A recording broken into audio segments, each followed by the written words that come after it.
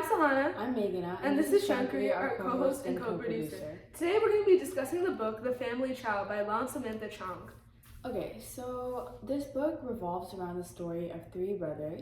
The oldest brother, William, fondly called as Dagao, and then the middle brother, Ming, and then the youngest brother, James. So these three brothers are basically, their family owns a restaurant, and all three of them have branched out into different paths.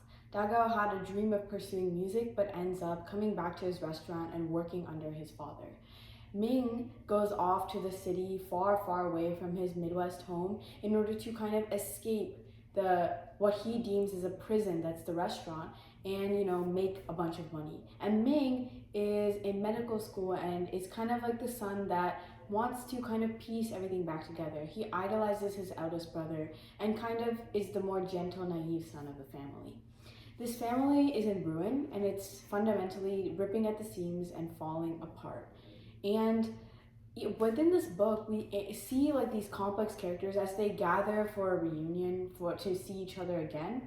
We see how each of them interacts with each other, their love and their hate, and how each of them views one another and how that culminates in what we see in the plot of the story. The book follows the events prior and after their father is murdered, and the ending of the book kind of ends with Dagao is convicted of killing his father, and it's at his trial. So it kind of ends in that event. So that's the basic events of this book. Yeah, so as I'm sure you can tell by Meghana's retelling of the story, one of the biggest parts of this book is its really complex characterization for each of its characters. Like, you generally get to see so much depth from each of them, and throughout the book, the characters change and grow a lot, and you see them for all their flaws. So even if you don't like them or grow fond of them by the end of the book, at the very least, you can kind of sympathize them and understand where they're coming from. Mm-hmm. I think that if we look at each of these characters in like a more deeper way, right? So we start out with the oldest son, Dagao, right? He is kind of like, for reference, their father is kind of somebody that they all dislike. He's not a good man by any standards. He's cheated on their mother several times, taking many lovers, which they all know about. Including his mother. He's a very crude, brash kind of person. He's not really shown to respect anyone. He constantly demeans Dagao and he's not giving him like what he was owed in salary. And even though he promised to make Dagao like a partner or like kind of give him a piece of the restaurant to own, he doesn't live up to that promise at all, and harshly berates his son at like almost every opportunity. And this goes deeper than just his personality being like that. Another important part is the fact that this story is Chinese and these characters are Chinese, and Liu Chao, their father, is an immigrant, right? And part of his existence is that he like directly refutes the model minority, right? Mm-hmm. Like he himself is like, even through his immigration, he's managed to preserve like his personality, whether that like even the bad, horrible facets of his personality, right? And the author herself has stated like, oh, like even though I really dislike this character, at the same time I can't help but admire him in a way. And I'll talk more about this later, but I do think that the three brothers, even though they really, really dislike him, at the same time they do grudgingly admire him, and I'll continue on this later. But what about the brothers? What do you think about their characterization? Yeah, so then going back to Dagao, right? He kind of wants to put this distance between him and his father, because in his eyes, like he cannot, like the eldest child, right, the kind of one that bears the weight of the family, he wants to be as much different than his father as possible, and yet one of his father's like vices is reflected inside of him. Dagao has this kind of pride that he doesn't want to break, which is only cemented by the fact that like James, his youngest brother, kind of idolizes him and sees him in this like light that's like, my oldest brother would do no wrong, I support him always, he is the one that loves me, and they have this kind of very solid relationship. And Dagao is like, at the end of the day, I can't even live up to the version of myself that my brother wanted to see. And he kind of is in this he's like in a very complicated relationship with two women in his life, Brenda and Catherine. And with Catherine is kind of the opposite of the Chao family, where she is Chinese, yet she was raised by a white family, and she's kind of like always helping out the Chaos, and like she is Dagao's like old girlfriend. But Dagao kind of distances himself from her because she's too perfect for him. She's not flawed enough. She's kind of everything that he wanted to be but couldn't achieve is like Catherine, in that she's so like perfect and unflawed, whereas he's like struggling to hold things together. He doesn't have money. He doesn't have a business. He has nothing to his name. And the second relationship with Brenda is kind of like this person that he really wants to make happy, and he wants to give her a good life. Again, unlike the one that his father gave him and like his brothers. And yet he's kind of like, I bought this condo for Brenda even though I can't afford it. This is why I want this promotion. I'm organizing this really important party in order to make sure that she's impressed by it and that she sees me as like worthy, as like a man. And that's all to like kind of protect his pride. So even though you can see that he clearly cares about his brothers and does in fact care about his family, his pride continues to be his vice in the story. Do you want to talk about the second brother, Ming? Yeah, so the second brother, Ming, he has a really interesting personality. And honestly, he was the character that I found the most interesting in this book. Basically, even though he was born into this Chinese American family, he really hates his Chinese heritage, and he really wants to distance himself from it as much as possible. When he was young, he had a lot of like ideas like on how to take their restaurant, all of them together own a restaurant. This is an important facet of the story. He had an idea on how he wants to take their restaurant to the next level and like make it better financially and expand more, but his father always disregarded his ideas, and as a result of this, he was just like, fine, I'm just gonna do everything myself, I'm just gonna like be an independent. So he kind of moves away and he becomes very rich by himself, and he's the one with the most like finances out of everybody in the group, but he no matter how hard he tries, he still can't fully disconnect himself from his family, and that's that inherent contradiction within himself. And another really interesting thing about him is that he hates Catherine. Like, he hates her so much, and he keeps saying like, oh yeah, she's being a hypocrite, she's basically like she's basically fetishizing my family and everything, but like, there's a little bit more complexity to it, right? Because she is the complete opposite of him. He was born into this Chinese family and he wants to be white, while Catherine was born into a white family and she's trying to reconnect her Chinese heritage. So him seeing her do what he could never do is really painful for him, and he really can't come to terms with that. But at the same time, he kind of admires her for being that way, for being able to reconnect with like outside of her culture and not be scared of that. So in the same way, he kind of loves her for that. Yeah, one word I would use to describe Ming is like repressed, because he holds back all of his feelings under this tide, and he openly admits it. He's like, I just hate myself, right? And he can never find this like satisfaction that he's always desiring, and he thinks that's it. The only thing I'll find my satisfaction in is money, because with money I can buy my own home, I can buy whatever I want. I want this idea of a life savings, and that is how he is similar to his father, and that his father and him always have like this idea of like life savings. We want to like have this foundation of money so we can build everything off of that. And Ming, that's why he moves so far out, right? Because he doesn't want to see his family like often. He doesn't ever come to their reunions or Thanksgiving dinners or anything like that, because he hates the fact that he's Chinese.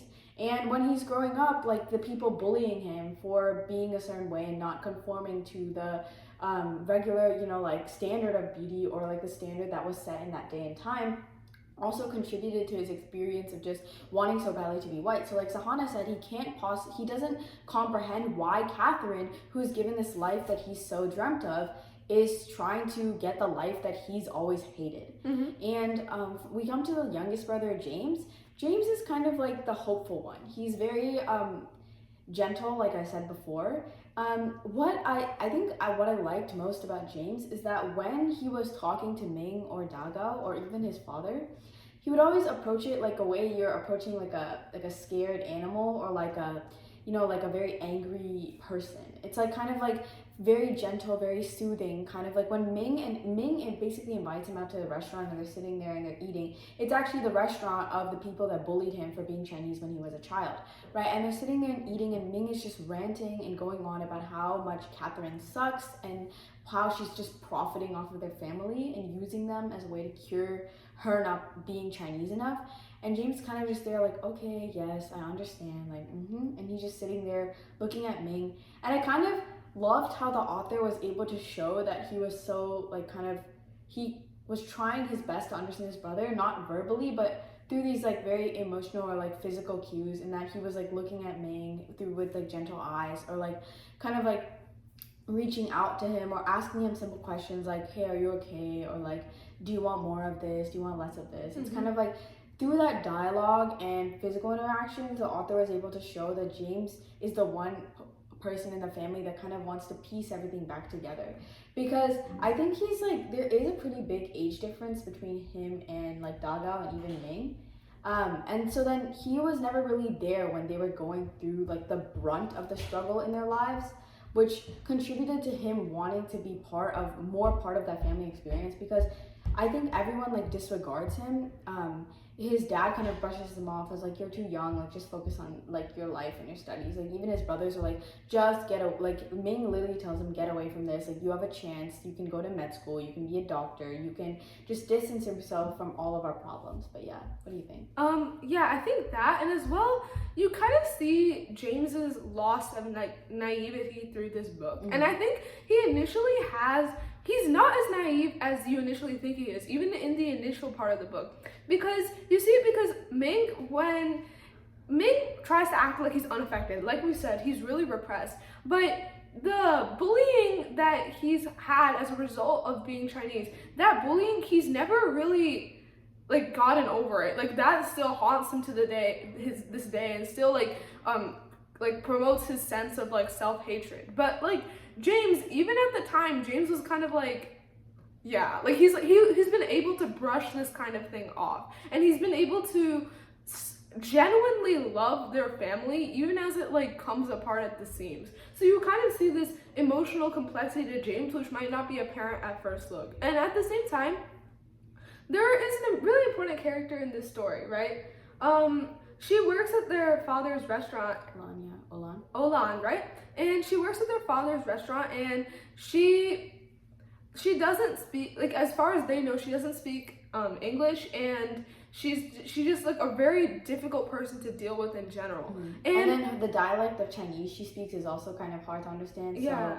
So even when they know Chinese, like Dagao and Ming, they're unable to like fully comprehend what she's saying. And then James doesn't even make an effort to try and talk to her. And through their disregard of her, they kind of all come out as guilty on the other side. Because, so what I'm saying is, throughout this entire book, there's these really strong themes of like guilt and innocence and how all that's dealt with, and it's apparent at the first glance because, like we were saying, the second half of the book kind of covers their brother being accused of their father's murder. So like Dagao is accused of their father's murder, and that's a really important part of the book. So that's where the guilt and innocence thing is most apparent. But it also shows in all these little ways. Like you think James is the most innocent out of the three of them, but because he's mistreated Olan, you can tell that like, in fact, no, he's not completely innocent. He's done wrong things too. And that is what I think lends itself to the complex characterization of the story. And then I thought a very interesting aspect of the story was that during the trial, right? So essentially their father is murdered in like the freezer of their restaurant, and he's like cut up and put in pieces, like pieces of his body are in the freezer, right? And so then their brother is convicted of doing this. And so then kind of this is where you can really see the author is like absolutely masterful at using the show not tell method, because she kind of shows how like even when they don't like it, there's like that sense of like connection that runs through the family. Their mother passes away after their father's trial. You know, James, Ming, and are there for their brother. Ming, even though he's like, I don't want to be here, I don't want to associate myself with this family anymore, he's the one that ends up paying for the lawyers that eventually like, you know, speak at Dagao's trial, right? And even when we look at this trial, we see this very interesting aspect of it where the case is basically publicized online, right? And it's important to know the family does have a dog called Alf, and before their father was murdered, Alf actually went missing. And then people, like, there's like this rumor that's like the family actually chopped up the dog and ate it like at the dinner before their father was murdered, right? Which just feeds off the very harmful stereotype that like people of East Asian cultures like do eat dog meat, which is looked down upon, right? And so then people on the internet like take this and run with it, right, without even knowing if it's like true or not, where they're like, they killed the dog, they ate it, and you know, they summon all of these like animal rights organizations who are viciously appealing against Dagao, being like, he did kill the dog, this is horrible, he should be condemned. Even at his trial, they're sitting there among the stands, and it kind of sparks this intense discussion among the community and the internet, where I thought a section of the book was like comments on the internet. It was like people posting about it online, and like James was like sitting down and like scrolling through all of it and kind of processing all of the information. And like even like the headlines on the newspapers, they capitalized on the fact that they supposedly ate a dog, even though that never happened. And so then this kind of thing, it kind of like the case, instead of actually focusing on the facts, it spiraled out of control. And you can see like all of this like racism that you see that at first doesn't seem like much, but then when you see it, when the way it's written is like when you see it collectively, like when you see it build up over like a lot of posts or a lot of comments or a lot of spread on the internet or how it's presented in media, you can see how like it starts to get clearer and clearer and clearer that this racism is so clear cut. But yeah. So yeah, this is definitely one of the really well-written parts of this book. And another thing that I had stated before, but I want to kind of come back to, it's another interesting thing is within their family, all three brothers, they kind of idolize their father and hate him at the same time. They kind of reflect him, like we were saying while we were discussing each of their characterizations, but they really despise him at the same time. Like you can see how like they want to please their father even though they're not trying to. So firstly, there's Dago, right? He's setting up this dinner, and not only is it to please Brenda, who he wants to kind of like project his future life onto, but it's also to please his father. He wants his father to recognize him and make him business partners, but also just have that sense of recognition that he was robbed of as the eldest child, because he was supposed to be their hope, right? He was supposed to be the eldest child, the one that everybody looks up to, but instead he's kind of the failure, and he wants to reclaim that recognition and prove himself to his father. And then Ming, you can see like even though he says he hates his father over and over and over again, at the same time you can see the effect that not being cared about by his father has had on him, right? And he's constantly internally, he just wants to outdo his father, like in financial success and like financial gains. And later in the book, when somebody compares him to his father, he kind of goes off the rails.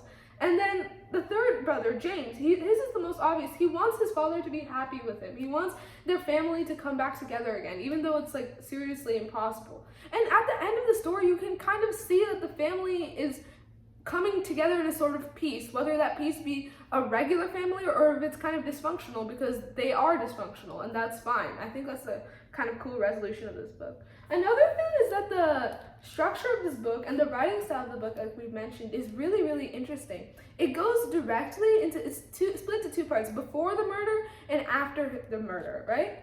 And they don't explicitly say like in the middle like, oh yeah, and then Liu Chao was murdered and then these are the events. The before the murder and after the murder parts, you're initially kind of confused when reading the second part, because you're like, why is James so depressed? Like, what is going on? And then you kind of you come to the realization that it's because Liu Chao was killed. So that's a really interesting choice on the part of the author. Yeah. And the third thing is that this book, it kind of shares some similar themes with the Brothers Karamazov. And if you've read the Brothers Karamazov, you can kind of tell what I'm talking about. It's about like the three brothers, their dysfunctional father, their dysfunctional family, how their relationships with each other are explored. But I think this book does a really cool, like, and really different take on that. It's like, it goes into like many more themes. It goes into some like very uniquely like immigrant and like cultural themes throughout the story. And it really brings its like new flavor to it. And I just really enjoyed reading this book. I'm like this book I think changed the way I look at things for a little bit. Like it's one of those books that like after you read it, you kind of like keep thinking about it for like days after. After there's a couple scenes in the book that really touched me. Like we haven't really talked about their mother in this story, but there is like a scene. So their mother's health is like declining. So there's a part where she's in the hospital, and of course their dad, who's kind of like he's kind of a jerk about it. He's like, oh, she's faking it for attention, blah, blah, blah. But then the oldest brother, Dagao, he's like bringing food for her. He like brings her favorite meals. Like, you know, he's doing all of this. And like Sahana said, that feast, it wasn't even just for Brenda or their dad. It was also like their mom. Like he wanted her to like eat her favorite foods and like, you know, be able to like experience the feeling of a complete family again. Like I think that they all, even Ming kind of like didn't like their mother in a way because he saw her as too scared to like speak up against their father. But then Sahana, I think you were talking to me about this earlier, but you mentioned that though they all inherited something from their dad, they also inherited something from their mom. And the part they inherited from their mom was that like ending like family structure, like the ending idea that like we are family. We do support each other through things, even though we dislike things about each other and we know each other are complex. In the end, we do support each other.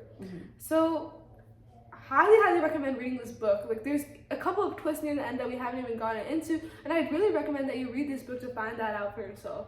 So, I think that, yeah, this book is definitely an amazing read because it pushes you out of that frame of mind that I feel like we see in a lot of Asian media and books, especially in a lot of things that are representing Asian Americans, where it's always like the model minority, where it's like, which is true, that does exist, of like the idea of like Asian parents pressuring you towards a job or like through a certain college, which exists. I'm not saying it doesn't, but this is such like a fresh take. It's like kind of like we have flaws. Like we as Asian people have our flaws, we have our troubles, we have our family issues, you know. We're not perfect. And we're definitely not any sort of model minority. So it kind of shatters that myth. So I think that's where this book is like so revolutionary and so good to read. It takes a lot to read it because you're just sitting there like watching these people like fall apart and just not try to piece them back together. But at the end, it's kind of like they're connected even if they don't want to be. So they're kind of like this grudging resolution towards peace or like acceptance. So we'd really recommend reading this book, and thank you so much for watching. Yep, thank you for watching. We'll see you next time. Bye.